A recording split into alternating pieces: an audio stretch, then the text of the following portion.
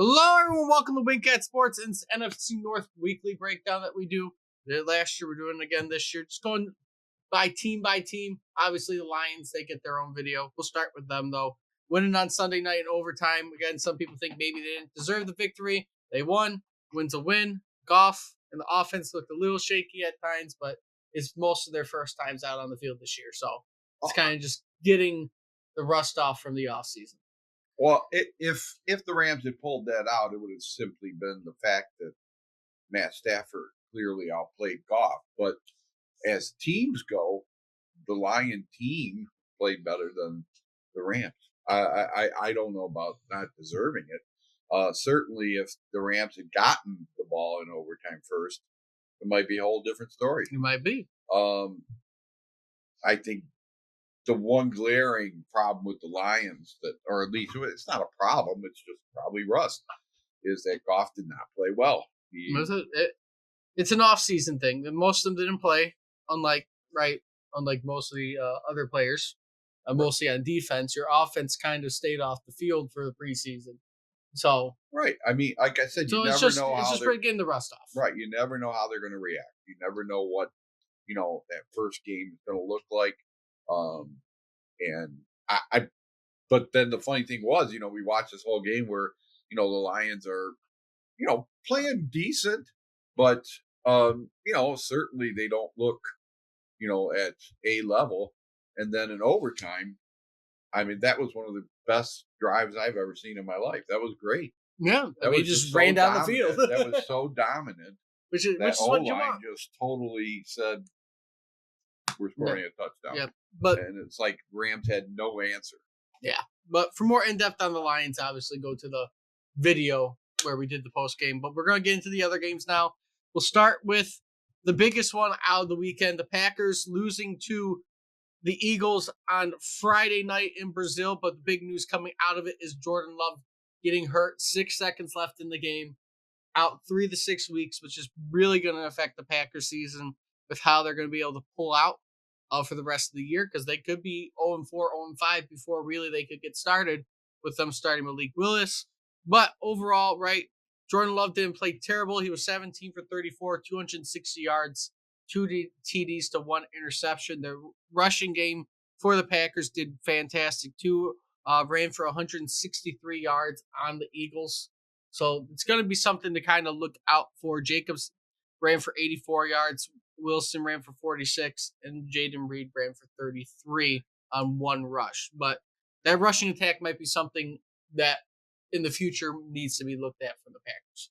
Oh yeah, I think again, that you can't really tell much from the first week, but it's unfortunate, and fortunate for us. I mean, from a football perspective, that Jordan Love's out. So basically, that's I see no reason, like I said, after watching this weekend's games, why the Lions shouldn't win this division. Even at least get your one, unless like I said, maybe something major happens. But without Jordan Love, I don't see the Packers winning much. I don't know much about Malik Willis other than he didn't pan out well where he was at, and they picked him up, and he had a good college career. He slipped on his very first play. Right. As a Packer, trying to go for the Hail Mary. So we'll see how that fully goes. Well, not an auspicious start, but it's like I said, I think it's unfortunate for the Packer fans, certainly. I mean, there's still some saying they're winning the division. Yeah, they had a lot of hope. They thought they'd challenge for the division. Well, they're thinking they still can challenge for the division. I find it very hard if he's out any longer than 2 or 3 weeks. And they're talking 3 to 6. And then, you got to come back from that injury. And you don't want to aggravate that injury right away. So it's going to be hard. Either you play him right away and you risk making it worse. Like 3 weeks in, you play him, and then something even worse happens, and it's actually a full tear, not just a strain.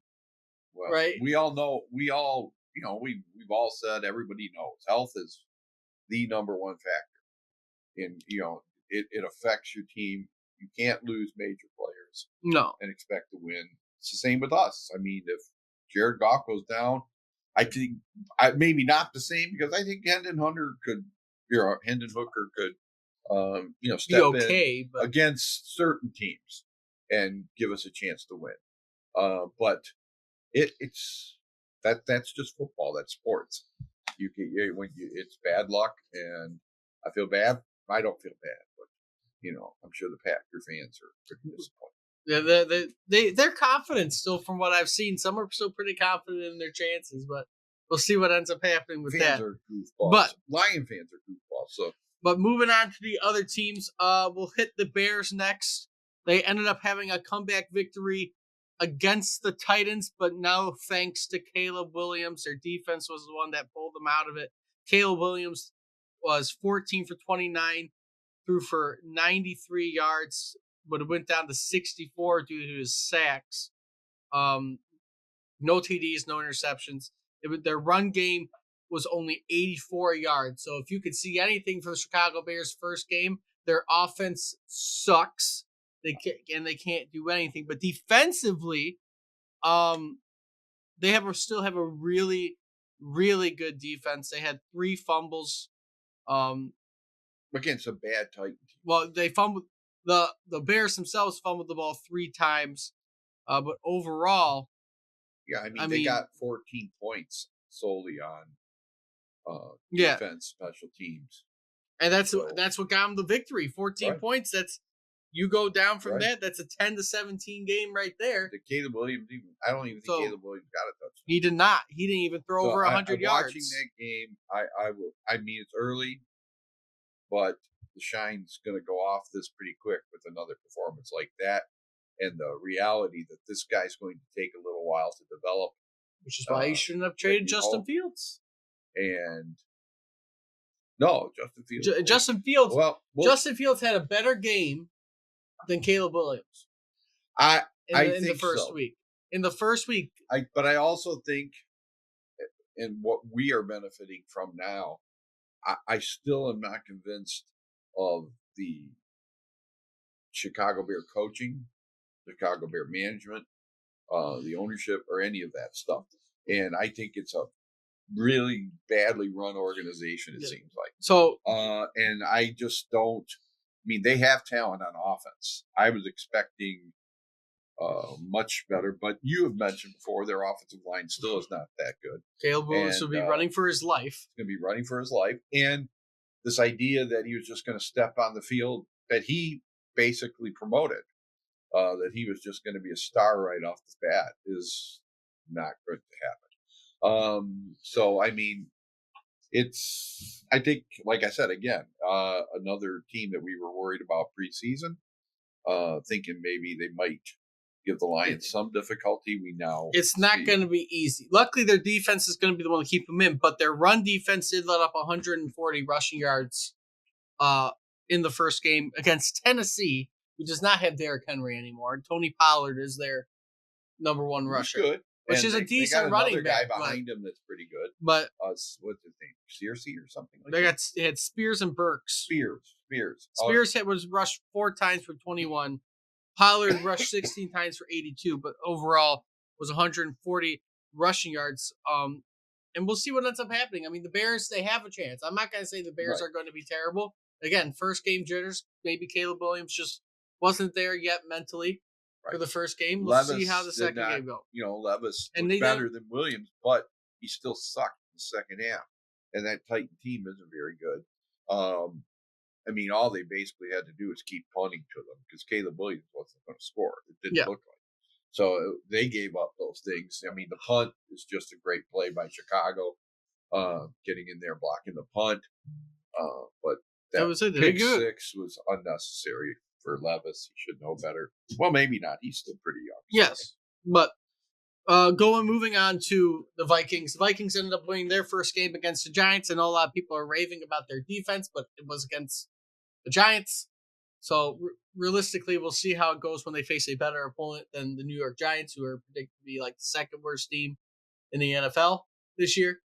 So we'll see what happens when they play a good team. It's hard to tell how good the Minnesota Vikings are because, like I said, the Giants are so bad. Yeah. Sam Darnold did play okay, though. He threw 208 yards, 2 TDs, 1 interception.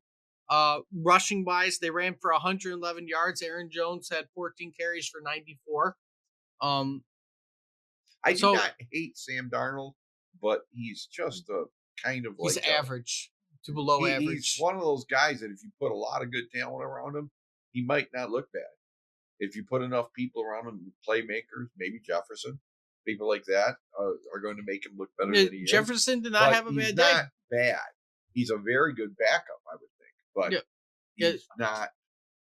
I mean, you can win if you have a good team around him. You can win some games with Sam yeah. Darnold. Justin Jefferson didn't have a terrible day. He was 4 carries for 59 yards, or 4 receptions for 59 yards. But overall, the rave was that their defense did great. They had 5 sacks on Daniel Jones, 2 interceptions. But again, Daniel Jones has kind of fallen off pretty quick from his What first year. what has happened? And Brian Dable went from being this uh, up and coming coach to now being just god awful and people wanting him fired. but the Well, rushing, they didn't get over 100 yards rushing. Daniel Jones threw for 186 yards. Again, no TDs, 2 interceptions, was sacked 5 times. And New York has the same situation that Chicago has. They don't have an offensive line. When Daniel Jones has to run for his life well, 90% of the time, right. mistakes are going to happen. And So, if the Lions have shown and other teams who are perennial Super Bowl teams, the offensive line is so important. You at least have to have an above average one to have any shot. Um, you cannot expect any quarterback. I mean, unless he is elite. I give it up for Stafford. He got hit a ton. He was only two and he got hit sacks. low. He got Only hit two low a sacks. few He was times hit. too. He was hit all over the place, knocked down, hurt, and he still was able to throw for over 300 yards. But Daniel Jones is not Matt Stafford. And like I said, I feel bad for any quarterback that has to try to you know do it all himself because he doesn't have any blocking in front of him. Yeah. It's an impossible situation. But we'll see. We'll see how next week goes. I mean, here's your first test for the Vikings. They play the 49ers next week at home for their opener. I'm going to say that's a 49ers win right there. The Vikings are going to probably lose to one of the Super Bowl favorites. We're taping this before the Monday night game, so we're going to get a chance to see how good the 49ers are against the new Aaron Rodgers, 40-year-old Achilles healed Jets. Jets. Jets. See if he lasts more than one play. But the 49ers probably will win. I know McCaffrey is hurt, but even without McCaffrey, there's nothing I think the Vikings can do. Even if their defense is slightly improved, I think the 49ers are just going to go all over. Well, their defense is so good. So Sam Darnold's going to have to deal with that defense. It's going to show you, though, how good they are. The Bears, they're going to be playing on Sunday night in Houston. So that's probably a loss for the Bears. Yeah, that's probably a loss for the Bears. Probably a loss for the Bears. Houston is favored by 6.5. That should be double-digit odds. I would say Houston's favored by 6.5. Oh man, that's take that all day long. It should be 16 and a half. That's what it should. They're gonna get 49ers are favored by 5 against the Vikings, so both are predicted to lose bet wise. But it's not going to be easy game for Chicago. The Packers will be playing the Tennessee Titans in Tennessee. They might win that one. Oh wait, no, not Tennessee. They're playing Indianapolis at Lambeau. I don't think they'll win that. Indy is favored by 3.5. Richardson's playing real well in that first game he played this year. Yes, so he is a fantasy god. Right now, they're looking at probably the Packers being 0-2. They could pull it out, though. I'm not going to say that it's impossible, but the Colts are looking better than most people thought they were going to be. So we'll see what happens with that. The Packers into fondue. So that will be a potential 0-2 record for the Packers, 1-1 records for the other two teams before we move on throughout the week. But we'll stay on the Packers schedule for a few games, seeing how they're going to favor without Jordan Love. They play the Colts at home. They go to Tennessee. And then your first divisional matchup would be his first home potential return against the Vikings. I don't know if I would rush that because the Vikings might not be that great. You might want to have them back by your game against LA if you want a chance there. But that would be your hope would be you could still pull out a win or two between these next three. I don't know if that's possible with Malik Willis as your quarterback. I doubt It's probably looking at an 0-4, maybe even an 0-5 start because the Rams are good. Rams are good. And you're going to go into Even hurt. I mean, I can imagine this team played that well against us. I thought they were the better team last night, and they were without 3 or 4 of their offensive linemen.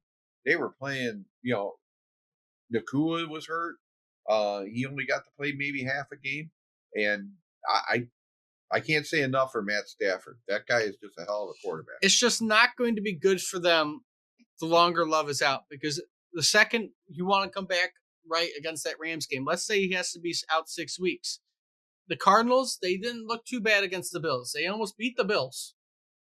Yes. They played the Cardinals right after they play the Rams, and then you play the Texans. Oh, So that would be your even with Jordan Love, it's going to be hard. So that could potentially be an 0-6 start for the Packers if they cannot find some kind of play without Jordan Love. That is a terrible start to have because then you're going to play the Jaguars. That might be a possible win, but you're away. Then you play us. Then you play the Bears, 49ers, Dolphins, us again, Seahawks, Saints, Vikings, and Bears to end the season. The Jordan Love injury very well could and possibly did just derail the Packers season. I think so.